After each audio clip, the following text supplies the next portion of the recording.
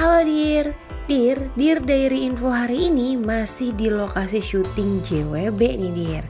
Nah sekarang kita akan coba ngobrol-ngobrol yuk bareng para pemain yang selalu hadir dari JWB 1 sampai sekarang nih JWB 2. Ada siapa aja ya Dir? Nah tapi sebelumnya nih kayaknya kita harus izin dulu deh sama Pak RT Abadi di Kampung Kucrit. Kalau ketahuan lonong aja nih, waduh bisa berabe. Permisi Pak RT.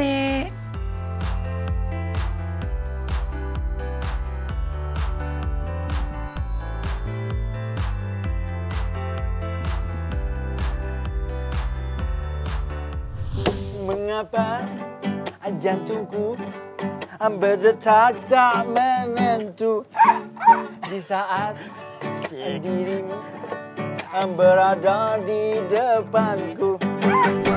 Hai Dir, hari ini aku lagi main-main nih ke lokasi syutingnya Jodoh Wasiat Bapak yang season kedua. Kalian pasti penasaran kan siapa aja sih yang mau aku wawancara?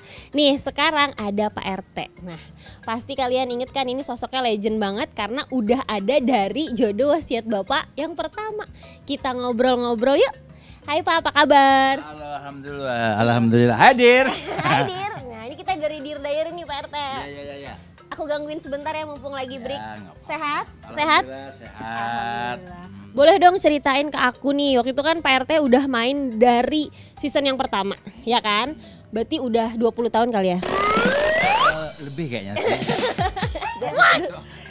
Udah ada hampir lebih ya 20 tahun ya. 30 tahun kali ya? Belum lahir saya dong. Nah Pak RT sekarang nih lagi break, terus boleh nggak ceritain dulu sama yang sekarang bedanya apa? Apa ya, kalau dibilang beda sih mungkin di ini aja sih, dari pemainnya aja sih. Oke.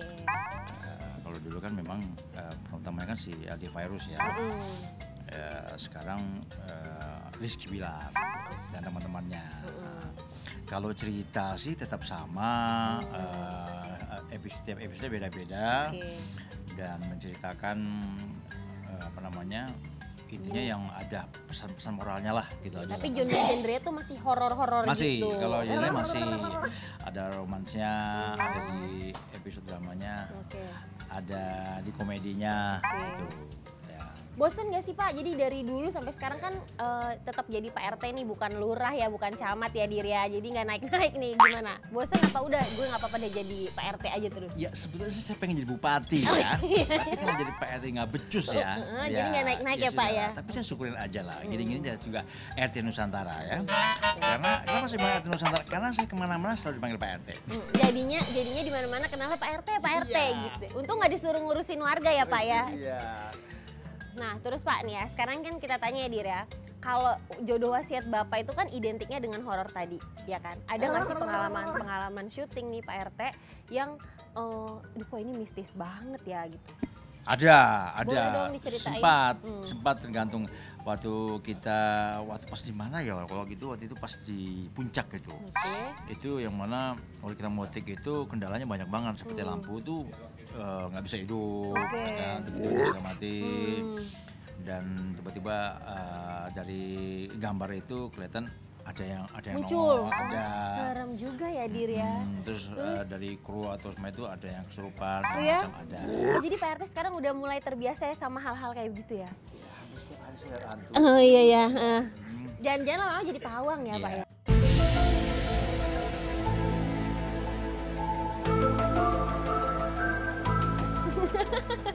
Itu yang lewat apa Pak? Kalau boleh tahu yang lewat barusan? Oh iya, ya ini salah satunya ini nih. Oke. Ya, ntar lagi dia itu nungging di situ tuh. Tapi sejauh ini kendala yang nggak ada kendala yang terlalu berat gitu ya Pak? Maksudnya kayak ya udah kalau cuma lewat-lewat ada yang kesurupan akhirnya bisa diatasi? Enggak, sama ini enggak ada sampai ganggu sih, enggak. Alhamdulillah sih lancar-lancar aja ya. Ya itu pengalaman gitu aja sih. Nggak bikin Pak RT jadi, aduh gue kayaknya nggak mau deh main di genre horor lagi, nggak ada? Enggak. Saya senang sekali bisa dapat kesempatan bisa main di Jodoh Wasiat Bapak. Ya, mendapatkan tokoh seperti ini, senang lah.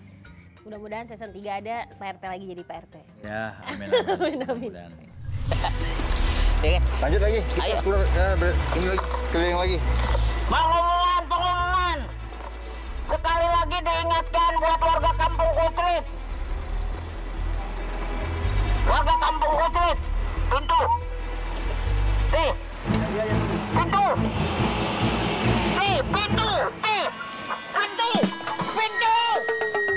Hadir, kalau sekarang aku mau wawancara legendnya nih di JWB. Warnanya aja udah begini nih, catching banget ya, udah. Warnanya udah mentereng. Bang Bopak, apa kabar sih? Kabar baik. Ini orang lama nih. Orang lama nih ya kan, makanya Bos kenal. kita di Tawasutra. Impremin apa nih? Impremin bosnya ikut nih. Sama acara-acara apa? Terakhir acara itu ya, yang puasa, sahur. Berarti Bang Bopak ini emang di Antv ya. Udah Gedenya di berpuluh-puluh- ANTV lah. gedenya. Dari Zaman dari wayang on stage, terusnya Facebooker, Tawasutra. Nah, ngambil sinetron ya ini. Awal pertama Jodoh, ngalamin main sinetron itu di Jodoh Wasiat Bapak. Oke. Pertama dan kedua. Dari zaman Jodoh Wasiat Bapak season pertama, sekarang udah ada masih ada Bang Bopak juga di Jodoh Wasiat Bapak season kedua. Tapi yang pengen aku tanya, kenapa sih ini kuburan mulu ya Bang Bopak ya? Dulu Tawasutra hadir, depannya di kuburan mulu, di kuburan mulu, itu kenapa ya? Udah Ya mungkin identik ini udah bagian dari fenomena cerita kali ya. Iya. Kayaknya lebih asik kan gitu. Karena kan kalau dunia kuburan ini misterinya lebih apa sih?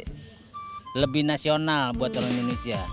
Identik kalau kuburan ada somethingnya katanya. Padahal kan ini sebetulnya kalau buat kita ini menguji keimanan kita bahwa terakhir kita hidup ya udah di sini. Tahu. nggak ada rasa bosan, nggak ada rasa gimana gitu, kayak pengen berubah dong, gue jangan dibikin begini mulu nih looknya nih gitu. Oh, ya enggak lah, itu tuntutan cerita sama tulisan kedua. Teman-teman ini kan enak, semuanya tuh mendukung. Oke.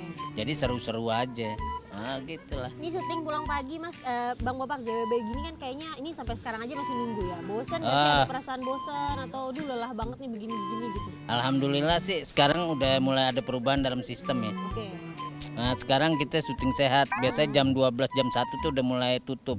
Oh, berarti nggak sampai pagi. Nggak sampai pagi. Kedua, kita ini scene-nya sekarang lumayan dikit-dikit kan, karena dibagi. Apalagi sekarang ada penonton. Satu juga faktor umur juga sih. Kita nuntut. Ya kalau Bapak kan paru cuma satu, jadi nggak bisa sampai malam. Makanya waktu kontrak kita sama PH-nya, ya kita kalau bisa selesai jam 10, jam 11 gitu. Jam 12 nggak ngap.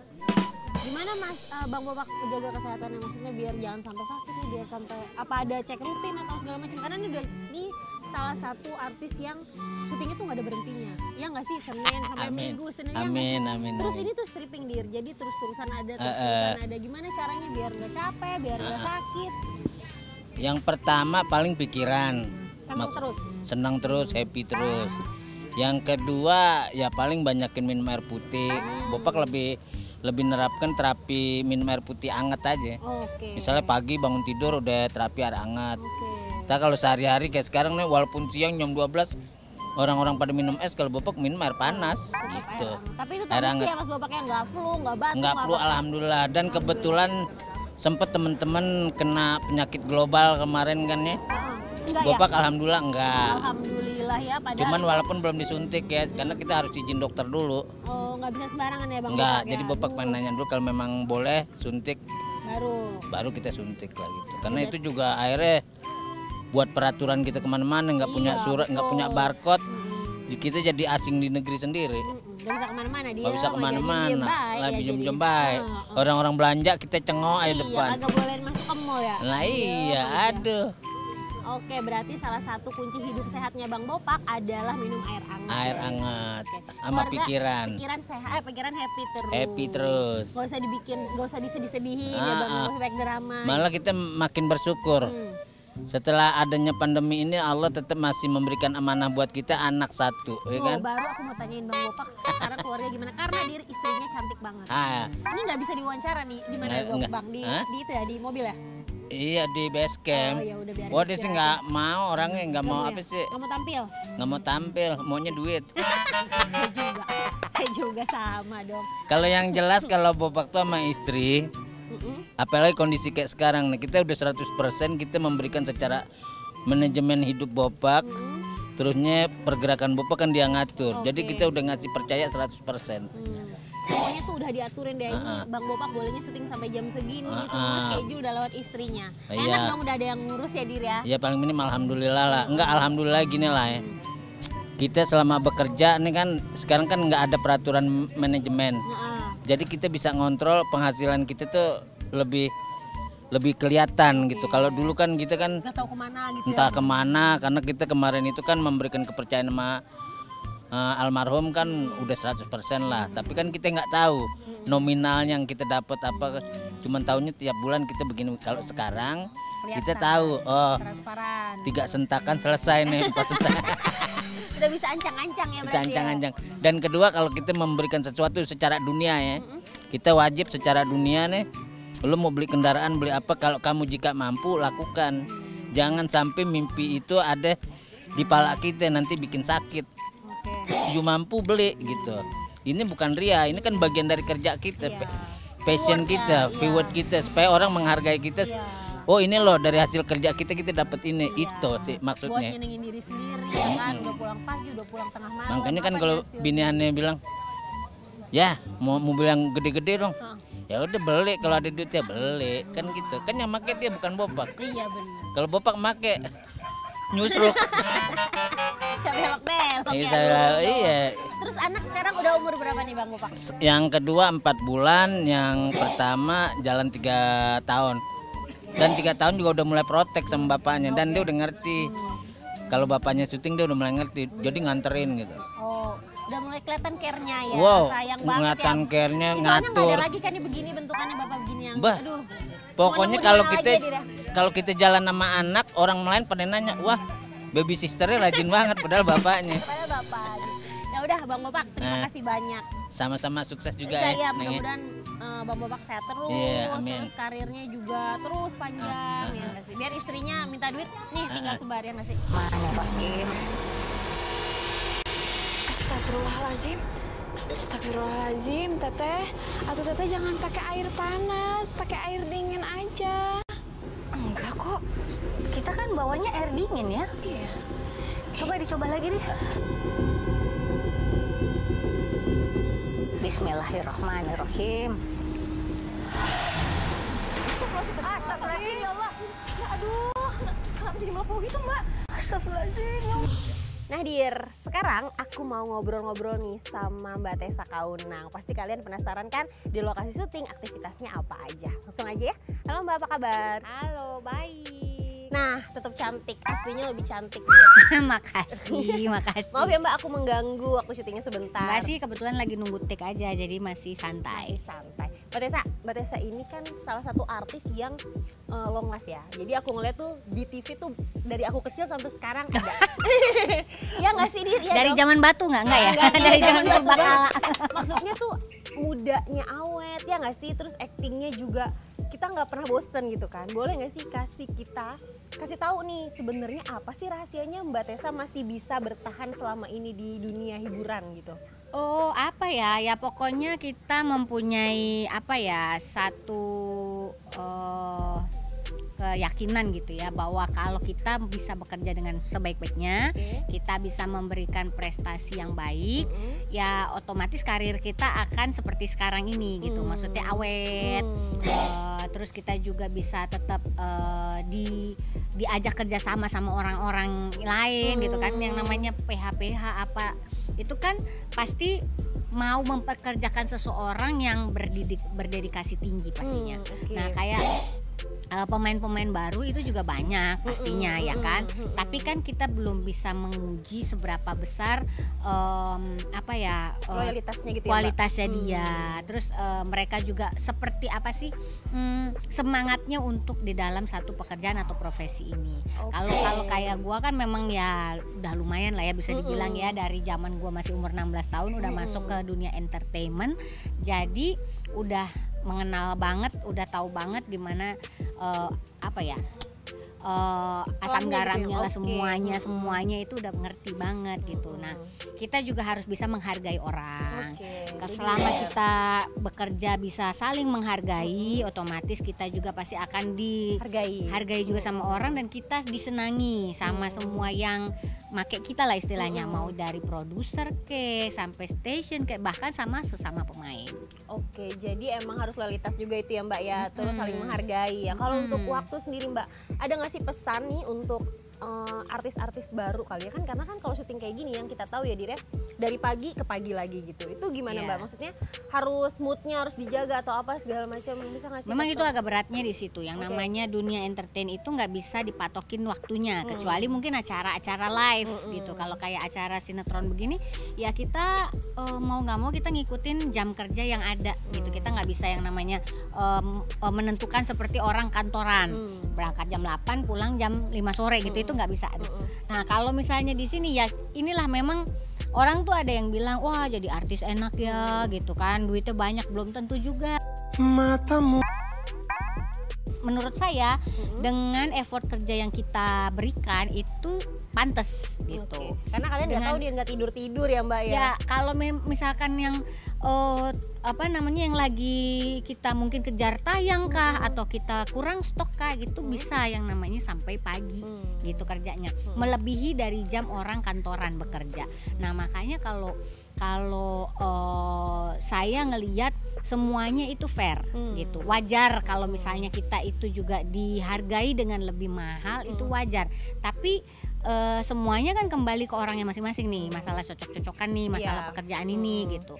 Ya kalau orang yang gue lebih seneng di dunia kantoran, gue lebih cocok, ya memang kerjanya tugasnya di situ, memang jiwanya di situ gitu, nggak bisa dipaksain masuk ke dunia entertain. Kalau misalnya Mbak Teh sendiri berarti udah bisa kita bilang ya jiwanya ada di sini, iya nggak sih? Udah dari 15 tahun. Karena ya buktinya dari dulu sampai sekarang kan masih betah-betah aja gitu. Sementara di lokasi itu bukan berarti kita syuting terus, ada waktunya nunggunya lama.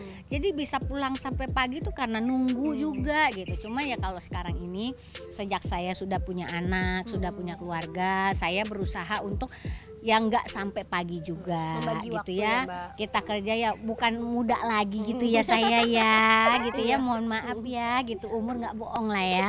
Jadi kita ya berusaha ya pulang jangan lebih dari jam 12 malam. Terus hari Minggu juga kita bisa libur, kita bisa quality time sama keluarga. Itu sih yang sekarang saya lebih tekankan untuk semuanya. Jadi perbedaannya adalah Mbak Tessa Kaunang zaman dulu sama sekarang itu ya. Kalau zaman dulu boleh dia sampai subuh, kalau sekarang boleh boleh sampai jam segini aja. Iya gitu. Karena memang ya itu biasanya sih yang udah berkeluarga, berumur kayaknya pasti ada tuh permintaan seperti itu.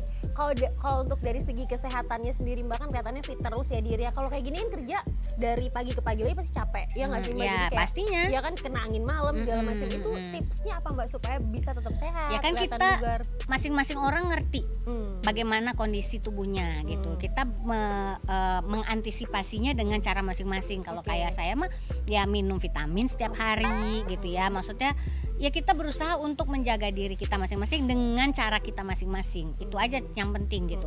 Kalau tahu misalnya orangnya suka masuk anginan gitu ya, jangan di depan kipas angin terus yang kayak gitu ya. Pokoknya mengantisipasi atau mengatasinya semua dengan cara masing-masing. Yang pasti sih yang kita selalu sarankan sama semua orang kan pasti hidup sehat gitu. Tapi kita kan nggak bisa maksa setiap orang. Betul. Beda-beda ya Mbak ya. Iya. Jadi harus tahu kapasitas dirinya sejauh apa gitu ya. Betul. Nah terus nih agak mendalam nih Mbak sedikit, menjaga moodnya nih Mbak. Kan kalau manusia tuh pasti ada, aduh gue lagi bete nih di rumah, gue lagi sebel nih. Gimana tuh Mbak di lokasi syuting supaya tidak terbawa itu? Nah itu yang saya sudah sangat-sangat belajar dari dulu sampai sekarang, bahwa yang namanya pekerjaan sama keluarga atau apapun keadaan di rumah atau di luar dari pekerjaan itu tidak bisa disangkut pautkan. Apalagi kerjaan kayak saya itu kan harus istilahnya berakting atau apa ya, di depan kamera lah istilahnya gitu. Nah dulu saya seringnya malah acara komedi.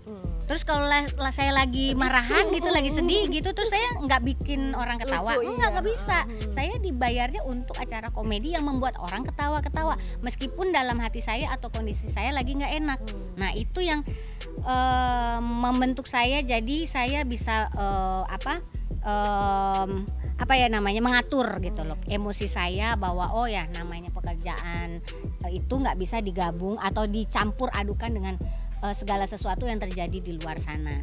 Kalau memang yang di sana ya cukup di rumah, ya kan? Di luar ya cukup di luar, gitu ya? tidak usah dibawa ke sini. Pekerjaan sih ya kita tetap berakting seperti biasa, kita menyelesaikan tugas dengan baik, sebisa mungkin kita sama orang-orang sekitar juga tetap nyaman ngobrolnya, itu aja sih. Makanya Mbak Tessa bertahan ya Dir ya, karena tidak pernah mencampur adukan masalah pribadi dan masalah pekerjaan. Betul, karena itu memang penting juga. Kalau kita masalah pribadi kita bawa-bawa ke pekerjaan, biasanya ntar di lokasi gitu mukanya cemberut, orang kan males Iya, ngeliatnya. males ya, Mbak Ngajak ya. ngomong aja males, apalagi nyapa gitu Iya, kan, apalagi ngobrol gitu loh. Oke, sekarang tadi kita udah tahu kan ya gimana caranya hidup sehat ala Mbak Tessa, terus bisa sepanjang ini karirnya di dunia entertain. Nah, kalau sekarang kita mau ngobrol di JWB-nya. Mbak Tessa ini kan termasuk yang dari JWB season 1. JWB 1 ya. Tante ya, sebagai tante sampai Sebagai dulu kan jadi ibunya Adam. Oh iya, iya Adli Adam Fairuz. sama Adli Fairuz sama si Sista. Kalau Adam dan sekarang Sista. jadi Tantenya nah, Bilar. itu ada nggak sih Mbak rasa nih dalam hati, aduh bosen banget deh ini lagi gitu.